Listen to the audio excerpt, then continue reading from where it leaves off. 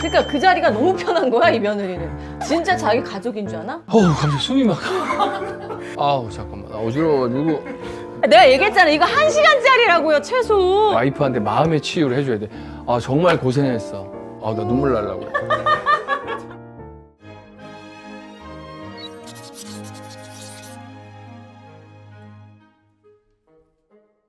놀라지 마세요. 네 안녕하세요. 안녕하세요. 우리 인사. 근데 언제 정하시는 거예요? 우리 그냥 이 컨셉으로 갈까 봐요. 아, 미치겠다. 오늘 뭔가 띵하다. 저희 무슨 과거 보러 온 것 같아. 이런 거 이렇게 있으니까. 오늘 또 사연인 거죠? 저희가 첫 번째 고민 상담 했었잖아요. 아, 고민 상담. 근데 선생님이 너무 시원하게 아. 진짜 약간 눈치 안 보고 아내분은 원하는 대답을 해줄 수 있는 유형의 인간이 못 돼요. 현재 갖고 있는 행복을 그 큰 걸 놓치는 거는 바보 같은 행동이라고 저는 생각합니다. 아니 뭐 저희가 뭐 대단한 무슨 상담사는 아니지만 그치, 아니지만 어쨌든 하면. 같이 고민을 해주는 것 자체가 좀 힐링이 될 수 있잖아요. 위로와 맞아. 공감. 저희 채널이 공감 채널로 새롭게 나는. 자 그럼 그래서 볼까요? 제목이 MG 며느리니까 제가 읽어볼게요. MZ 안녕하세요. 새로운 가족이 된 새언니의 행동이 좀 이해가 안 되는데 어떻게 해야 할지 고민이어서 글 남겨봅니다. 왜 이렇게 자꾸 웃음이 나지? 저는 작년에 오빠가 결혼을 해서 이번이 새언니와 함께 보내는 두 번째 명절이었어요. 가족들이 다 같이 모여서 전을 부치는데 새언니는 소파에 기대서 핸드폰을 보고 있었어요. 그런데 할머니가 요리하는 건 좋아하냐고 물으시니까 저는 요리 안 해요. 저희 집은 나가서 사 먹어요 하고 웃으며 다시 핸드폰만 보더라고요. 뭐 거기까진 그런가 보다 했어요. 그런데 식사 시간에도 분위기는 어색했어요. 어른들이 명절 음식 입에 맞냐고 물어보시면 그냥 시큰둥하게 단답형으로만 대답하고 심지어 식구들과 다 같이 밥을 먹이면서도 대화에는 낄 생각도 없이 그저 자기 폰만 보고 있는 모습이 보기 좋지 않더라고요. 보기 좋지 않은 정도가 아니지. 애야? 일단 다 읽고 얘기해. 나중에는 그 자리에 있던 친척들 분위기까지 점점 쌓여지니까 괜히 제가 민망하기도 했고요. 며느리 역할이 부담스럽고 집에서 편하게 있는 건 이해하지만 그래도 최소한의 예의는 지켜야 하지 않을까요? 제가 너무 예민한 걸까요? 아니면 오빠한테라도 슬쩍 말해야 할까요? 너무 답답합니다. 일단 저는요 이 제목을 답답하겠네. MZ 며느리라고 잘못 지신 것 같아. 이게 오해의 소지가 그럼 있는데. 요새 뭐 MG 뭐 며느리라고 MZ 다 이러겠어? 다 이러진 않을 거야. 이건 MZ시라고 이게 한다기보다는 MG가 아니고요. MZ과 상관없이. 옛날 사람도 이런 사람들 있어요. 그래 어른들이 일을 하는데 자기는 소파에서 핸드폰만 보고 있다. 어른들이 아니더라도 그럼 친구들은 일하는데 혼자만 앉아 있다. 그것도 이상한 거 아니야? 친구들은 다 일을 하고 있는데 혼자 핸드폰 보고 있으면 가만히 있겠냐고. 이거는 MZ시 이런 게 아니라 이분이 이거는 누군가가 인성의 문제야. 얘기를 해서야 돼. 근데 뭐 시큰둥하게 단답형으로 대답하는 건 괜찮아요. 왜냐면 어색하고 어려울 수 있거든요. 특히나 어른들을 어려워하는 사람들도 있어. 근데 폰을 보고 있다는 거는 어려운 게 아니야. 그러니까 그 자리가 너무 편한 거야, 이 며느리는. 진짜 자기 가족인 줄 아나? 아 진짜 너무 편해서. 시간이 지나면은 편해질 수 있어. 그러면 정말 그 집안 딸 아들처럼 행동하는 며느리 사위도 있어요, 진짜로. 장모님을 엄마 이러는 사위들도 봤고 난 그건 너무 좋게 생각해. 근데 이제 두 번째 명절인데 이런 모습은 할 말을 제가 잃었다. 얘기를 들었을 때 네. 너무 불편하고 잘 지낼 생각이 아예 없으니까 그래. 방어하는 거죠. 그러니까 이제 그러면 그 다음은 어떻게 되는지 알아요? 불화를 끊고 싶어서 결국은 발을 끊어. 안 간다니까? 맞아. 시댁에 안 가요. 야 그럼 너 있어. 나 혼자 진짜 갔다 올게. 나는- 이렇게 돼 진짜야. 각자의 분은 어. 각자가 챙기자가 그러니까. 와. 갑자기 숨이 막. 아니 나는 그거 근데 그게 이럴 수 있어. 물론 너무 각자의 부모가 부부 생활에 개입해서 분란이 나는 건 그건 진짜 더 안 되는 일이긴 그건 해. 내가 자기가 그거는 더 안 되는 일이긴 한데 최소한의 예의는 지켜야지. 맨날 그러라는 거 아니잖아. 명절, 1년에 몇 번 있는 명절날 그 좀 불편해도 하루 이틀 참을 수 있는 거잖아요. 아우 잠깐만 나 어지러워가지고. 우리 오빠 지금 뚜껑 열렸어. 아니 진짜 어려워하는 건 이해한다니까요. 저도 막 엄청 편해서 막 살갑게 하는 스타일은 아닌데 아무리 그래도 눈치는 봐야지. 시댁 가서 예의는 지켜야지. 이건 아니라고 생각해 진짜. 아휴 우리 여기 동생분이 얼마나 답답했으면. 자 다음 거는 결혼 후 무섭다. 달라진 남편. 안녕하세요. 저는 결혼한 지 얼마 되지 않은 신혼부부입니다. 연애 때부터 아기는 예뻐했지만 내 아이에게는 자신이 없어서 임신 생각이 크게 없는 저의 의견을 존중해주는 3살 연상 남편과 올해 5월에 식을 올렸습니다. 그런데 남편은 아이를 가져도 그만, 안 가져도 그만이라는 마음이 변했는지 올해 37살인 본인 나이를 생각해야 한다며 내년까지 제 마음이 그대로라면 존중할 테니 행여 옆집 아이 얘기도 꺼내지 말라며 극단적인 의견을 내비쳤습니다. 남들이 하는 건 해봐야 한다 주의의 사람인 건 알았지만 저에게 아기를 가지자며 적극적으로 표현을 하거나 아이를 낳으면 어떻게 하겠다 등의 신뢰를 주는 조금의 노력도 없이 제 결정만 기다리는 느낌이라 약간은 폭력적으로도 느껴집니다. 그래서 저도 굳이 얘기하지 않고 얼렁뚱땅 둘이서만 하루하루 재밌게 살고 있는데 이대로 흘려보내도 괜찮을까요? 진정 이 무거운 얘기를 제가 먼저 꺼내야만 할까요? 어렵다. 왜냐면 애초에 결혼을 했을 때부터 아이를 그럼 안 낳기로 약속을 한 거네. 가지 마음이 없는 어. 거지. 여자는 마음이 그러니까 여자가 없다는 걸 알고 결혼은 한 그러니까 거네. 알고 결혼한 거잖아. 어. 근데 지금 와서 이렇게 극단적인 표현은 무조건 잘못한 거야. 그치. 그렇게 얘기하면 안 되고 그럼. 정말로 자기가 마음이 바뀌어서 갖고 싶다고 하면 와이프를 아내한테 설득해봐야지. 설득을 좋게 해야지. 그럼. 우리가 이렇게 했을 때 이렇게 하고 이런 것도 좋을 거고 너가 힘든 부분은 내가 어느 정도 채워주겠으니 한 번쯤 생각해봐라. 이걸 얘기를 해야지.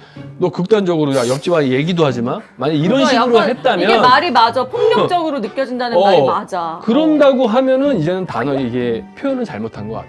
그리고 이런 거 남편한테 다 솔직히 얘기해야 돼요. 그럼. 내가 이거 폭력적으로 받아들여진다.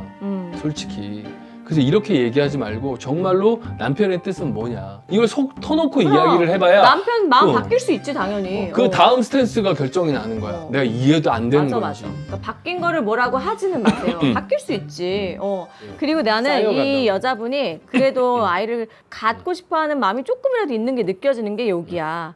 봐봐 남편이 그러니까 진지한 대화를 나눠보자거나 아이를 낳으면 어떻게 하겠다 등의 신뢰를 주는 조금의 노력이 없었대. 그러니까 이런 신뢰를 좀 줬으면 본인 마음도 좀 변할 수 있는 여지가 있다는 뜻으로 그러니까 나는 내가 아까 보여지거든. 그 얘기한 거잖아. 왜냐하면 그리고- 여자분이 아이를 낳고 기르는 것에 대한 자신이 없는 걸 수 있잖아. 이렇게 했을 때 남편이 얼만큼 도와주느냐는 진짜 중요하거든. 그러니까 그런 신뢰 있는 말을 만약 정말 듣고 그러면은 이 여자분도 또 마음이 바뀔 수 있는 거니까. 그러니까 정말 두 분이 터놓고 얘기를 좀 진솔되게 해보는 게 필요할 것 같아요. 말은 안 할 뿐이지 뒤에서 계속 생각하고 있을 텐데서. 그럼 얘기해야 돼. 두 얘기해야 분 다 돼. 속으로만 이렇게 소갈이 하실 것 같아.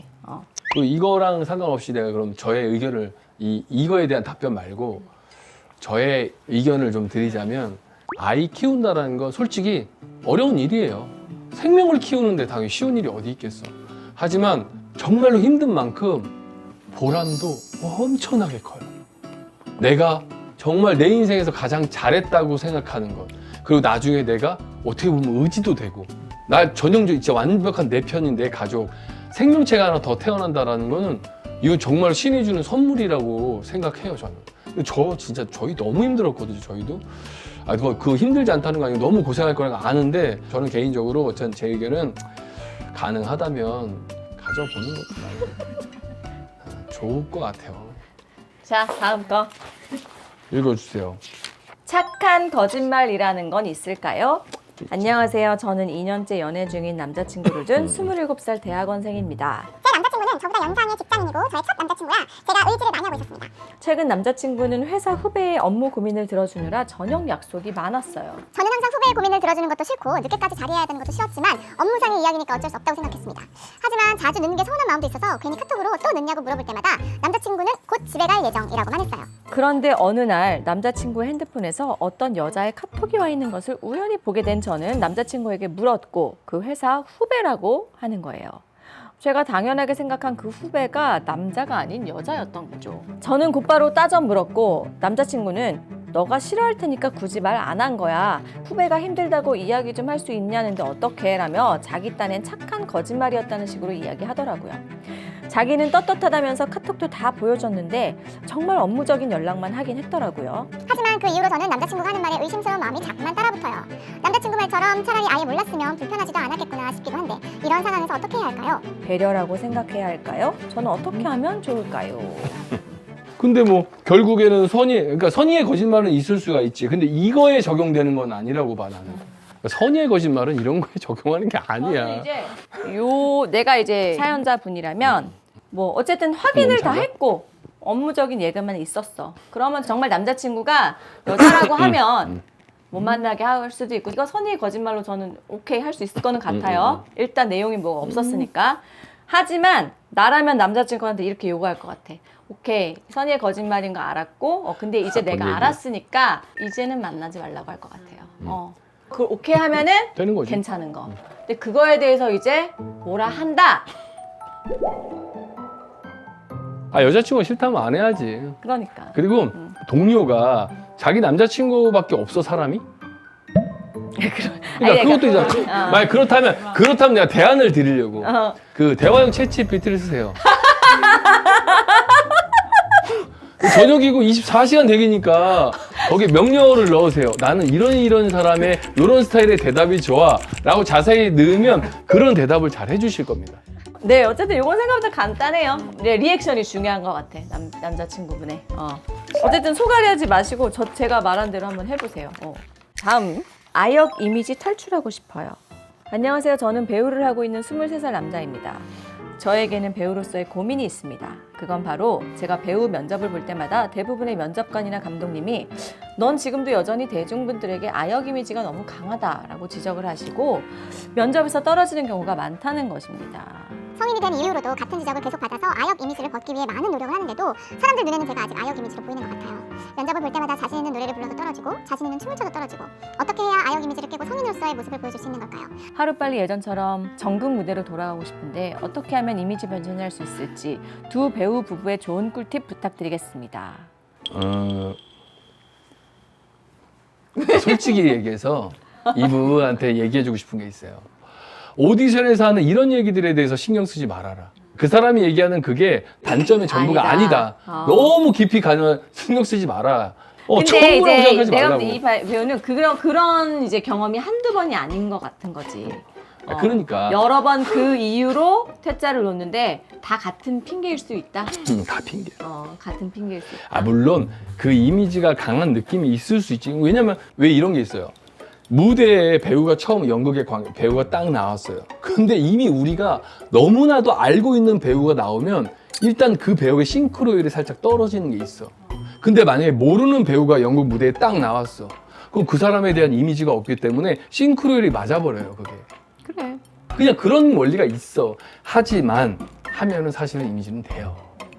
그러니까 본인의 그런 능력이나 뭐 그런 것도 중요하지만 이쪽 일은 진짜로 그냥 운도 따라야 되는 거야. 그러니까 자기를 봐줄 수 있는 사람. 내가 뭔가 할 수 있는 건 50%밖에 안 된다고 생각해요. 그러니까 노력으로 되는 게 있고 노력을 해도 안 되는 부분이 있어요. 그러니까 내가 아무리 노력해도 작용은 50% 같아. 나는 그렇게 생각해. 여기는 좀 왜냐면 그래. 우리는 선택 받아야 되고 수많은 또 선택지들이 있고. 근데 열심히 해야 되는 이 첫 이미지가 너무 강하다. 이건 나도 이건 알아. 왜냐면 나도 가수로 데뷔를 했기 때문에 제가 가수 생활을 딱 5년 하고 솔로로 2년 했어요. 그러니까 총 7년 했거든요. 그 이후에 배우 생활을 훨씬 오래 했어. 근데 아직도 가수시죠? 이렇게 하는 사람 되게 많아요. 그러니까 그 첫 이미지가 되게 중요한 거야. 근데 이제 워낙 또 이런 게 있더라고. 정말로 애기같이 생겨가지고 막 뭐래도 그 이미지가 안 나는 벗어지는 그냥 사람도 있어. 그 이미지에 맞는 배역을 오히려 쫓아가는 게 난 좋다 생각해. 있어야지 그런 배우. 그러니까 근데 이분은 이럴 수 있어. 나는 이제 성인이 됐고 어른이 됐으니까 어른 역할만 내가 도전할 거야라고 할 수 있잖아. 근데 정말 그렇게 아직도 좀 어려 보이고 뭔가 이미지가 그런 게 있으면 오히려 계속해서 좀 어린 역할에도 오디션을 봐보고 도전해볼 수 있다는 거야. 나는 내가 후회되는 게 20대 때든 아니면 30대 초반까지라도 좀 더 많이 일을 할 걸. 왜냐면 이제 막 학원물 이런 거는 30대 초반만 해도 막 시장에서 할 수 있거든요. 고등학생 역할, 대학생 역할. 이제는 못해. 너무 아쉬워요. 아니 나도 그래. 많이 이제는 해볼 못해. 걸. 그러니까 나이가 있어도 내가 어려 보여서 소화할 수 있으면 어린 역할 소화하는 건 나는 왜냐면 나이 들면 결국은 못하거든. 나는 그렇게 해서 나쁠 거 없을 것 같아요. 그래서 약간 시야를 살짝 더 돌려보시는 건 어떨지. 네, 되게 도움이 어려운 됐으면 길이에요, 어려운 좋겠네요. 길. 도움이 별로 못 해드린 것 같아서 죄송하다. 근데 어쨌든 남의 말 그거에 뭐 이게 뭐 전부인 것 마냥 내가 무언가 그럼 다시 태어나야 돼? 뭐야 어떻게 해야 돼? 아니잖아. 분명히 계속 노력하다 보면 맞는 역할 찾아볼 수 있으실 거예요. 다음 거 할까요? 제목 육아 5년차 점점 무기력해져요. 안녕하세요. 두 아이를 키우고 있는 주부입니다.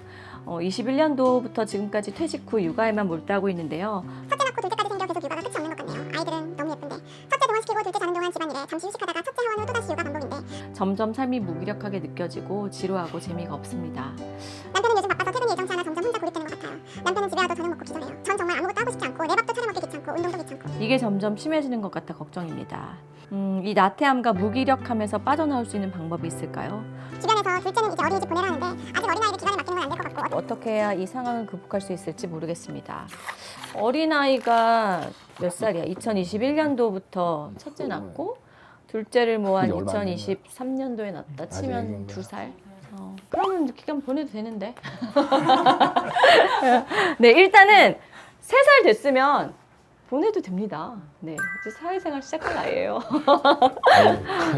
이게 지금 육아 우울증이야. 맞아. 근데 이건 어쩔 수 없어요. 이게 난 너무 이해가 가는 게 우리는 키워봤잖아. 정말 힘들 거야. 지금 남편은 일하실 거예요. 그러니까 지금 독박육아 하고 독박육아잖아. 계시는데 이거는 일단 박수 쳐드릴게요. 맞아. 이거 둘 혼자서 독박육아 쉬운 거 아니에요. 이거는 제가 뭐 잘 보이려고 하는 게 아니라 진짜 애를 독박육아하는 어머니들은 그냥 이거 그냥 상 줘야 돼. 무조건 인정해줘야 돼요. 진짜로. 뭐 남편 들어와서 남편도 물론 힘들겠지. 스트레스 받고 사람이랑 참아가면 살면서 그것도 스트레스인데 집에 들어와서 난 스트레스니까 너도 이거 이렇게 얘기하면 안 돼. 진짜 애 보는 거 너무 힘들어. 이거 진짜로 감정 노동에 육체 노동에 진짜 너무 힘든 일이거든. 남편분 이거 꼭 들으세요. 하루 정도라도 혼자만의 온전한 혼자만의 시간 보내게 해줘야 돼. 나가서 마사지도 받고 피부 관리도 주말에 받고 뭐 그건 토요일이 됐던 일요일이 됐던 혼자 남편분이 힘들어도 주말에 하루 정도 봐주셔야 돼요. 해줘야 돼. 안 그러면 맞아요. 어머님 진짜 힘들어져요. 와이프를 정말 사랑한다면 와이프 병나지 않게 와이프한테 마음의 치유를 해줘야 돼. 아 정말 고생했어. 이 한마디 정말로 나 눈물 날라고. 아 진짜로 이거 되게 중요한 문제예요. 맞아요. 애 보는 거 쉬운 일 아닙니다. 진짜로 집안일 하면서 애 보는 거 아니 근데 맞아. 어쨌든 그거 이외에도 지금 이분이 약간 이제 그 우울증 같은 게 오셔서 모든 게 무기력해지신 것 같아. 제가 임신했을 때 그랬어요. 입덧이 그렇게 와가지고 무기력증으로 와서 그냥 앉아 있어도 눈물 나. 진짜 이렇게 땅으로 꺼지는 것 같고. 저는 뭐 하는 거 되게 좋아하는 사람이거든요. 전 집에 혼자 일주일 있으라도 나 혼자 할 일이 너무 많아.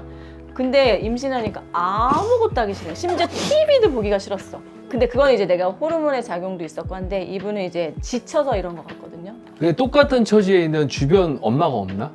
없을 같이 수도 공동 있고. 육아할 만한 엄마를 좀 찾아서 서로 남편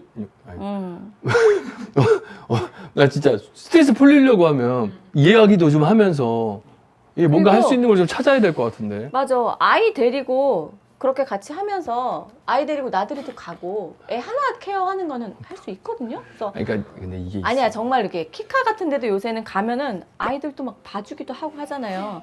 그럴 때 같이 공동 육아하는 사람이랑 수다 떨고 이런 것만 해도 좀 스트레스 풀리긴 하거든요. 그러니까 그런 걸 안 해보신 걸 수도 있어. 뭐 본인 성격이 뭐 이런 거 잘 안 하는 거거나 같이 아니, 육아하는 뭐- 친구가 있는 건 뭐 진짜 상황이 중요해요. 없다든 그런 상황이 없다든가 뭐 이러면 모르겠는데 어쨌든 무슨 방법을 찾으셔야 돼요. 아니야 진짜 그런 사람이 없는 걸 수도 있거든. 그러면은 동네가 누가 됐든 친구가 됐든 찾아야 돼. 찾아야 돼. 같이 육아하는 사람. 자, 마지막 사연입니다.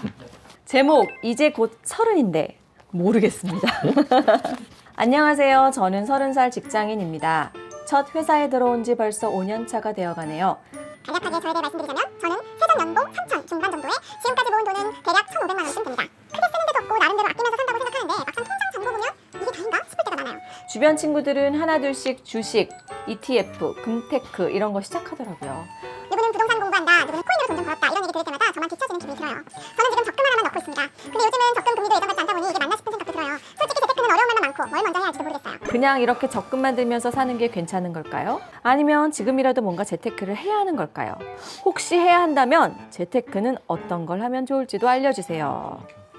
나는 이렇게 좀 가늘고 길게 가는 스타일이지 나는 내가 막 뭐 나서서 막 이러고 싶은 생각이 없어.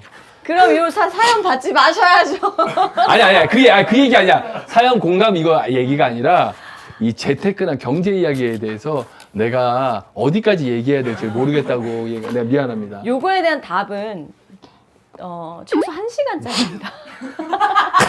1시간 아니야. 이분 혼자 최소 1시간짜리입니다. 이거는 혼자 공부하면 열심히 하면 3년에서 5년이 걸려요. 근데 이분이 그렇게 하셨어요. 저한테 오시면 나와 일주일에 한두 번씩만 대화하시는 걸로 3개월이면 끝납니다. 2개월. 어떻게 우리 클래스 오픈할까? 유료 클래스. 일단 제가 유료 클래스. 내가 사실 방송에서 이런 얘기하기가 좀 그런데 아니, 왜냐면 이분이 몇 년을 갈아 넣으셔서 지금 본인만의 노하우를 이거 우리 구독자들께 그럼 무료 클래스 한번 할까요? 아 진짜 무료 클래스 대신 그럼 진짜 구독자가 볼 수 있는 영상이 따로 그러니까 무료인데 유료 마냥 아무한테나 안 보여주는 영상. 아니 아 유료로 해야 돼? 진짜 아니 그 유료도 내가 이 생태계를 몰라. 아니 돈 받고 싶지 않은데 그러니까. 유료를 해야만 그게 된다고 하면 아니면 1원짜리를 해. 그래. 아니면 유료로 받고 돌려드려. 어떻게든. 적금 조금 안 돼요? 일단 기본적으로 자본주의가 무엇인가를 일단 아셔야 돼요. 내가 얘기했잖아. 이거 1시간짜리라고요, 최소. 기본적으로 자본주의라는 게 어떻게 나오고 은행이라는 곳이 어떤 일을 하는 건지에 그러면 일단 대해서 책을 추천해드려. EBS 다큐 자본주의라는 책이 있어요. 그거 꼭 보세요. 아주 기초적인 지식이야. 일단 그걸 한번 보셔서 아 자본이라는 게 이런 거구나. 그래서 지금은 신자본주의라는 게 무엇인가라는 개념을 일단 이해하시고 이야기를 해야 되는데 다 끊어서 얘기해 줄게요. 당연히 하셔야죠. 짧게 재테크는 빨리 시작해야 돼요. 그러니까 일단 또 공부가 되어 있어야 이게 투자할 수 있는 제가 거잖아. 순서를 그럼 말씀드리면 그냥 대략적으로 이렇게 보세요. 자본주의라는 책을 다 읽으시고 그 다음에 개념 이해로 이제 부자 아빠, 가난한 아빠, 기요사키 책을 한번 읽어보세요. 그리고 조금 알겠다 싶으면 부의 추월차선이라는 걸 읽으시고 이런 일단 책들을 좀 읽으셔야 돼요. 그래서 자본주의가 무엇인지를 알고 어떤 거에 대한 그 바라보는 시각을 바꿔야 돼요. 바라보는 시각이 완전히 바뀌어야 투자가 보입니다. 명언이 많이 나. 네, 이런 그렇습니다. 그래서 잘 모르겠어도 반복해서 계속 읽으셔야 돼요. 네, 됐습니까? 투자하셔야 됩니다. 네. 투자하셔야 돼요. 이거 어떻게 이거 하면서 자리가 이렇게 나 옆 사이드로 밀려나고. 아 죄송해요. 하나만 더 되게 추가할게요. 신기하지 않아요? 나 언제 이렇게 밀려났지? 제가 하나만 더 추가하고 싶은 거.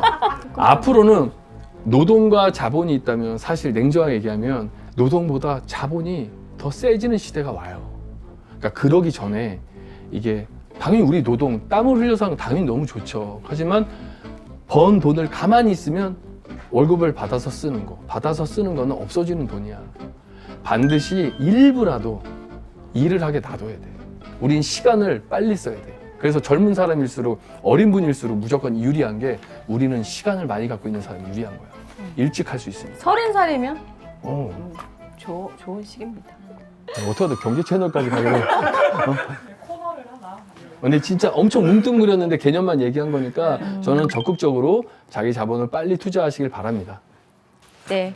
아유, 오늘도 사연 내가 불태웠네요. 이게 진짜 아, 너무 불태웠네. 어떤 반응이 있을지 모르겠지만 참 겁이 납니다. 사실 제가 뭐라고 내가 이게 아니, 근데 댓글 보니까 시원하다, 통쾌하다 이런 댓글도 있으니까 그냥 통쾌하게 봐주시면 그리고 어쨌든 이건 두 분의 의견인 것 같아요. 그럼요.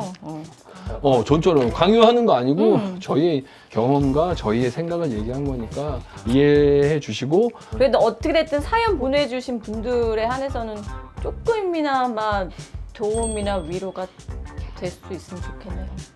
어쨌든 네. 오늘 저희도 또 즐겁고 이게 누구한가에 만약에 좀 도움이 됐다고 한다면 아니 저희가 그냥 감사합니다. 네. 또 다음에 이 사연 컨텐츠를 보내주셔서 또 감사합니다. 할 수 있을지 또 사연이 또 많이 들어온다고 하면 또 저희가 해보겠습니다. 네. 좋아요, 댓글, 알림 설정 뭐 하나 빠진 것 같은데 구독. 구독을 안 했네.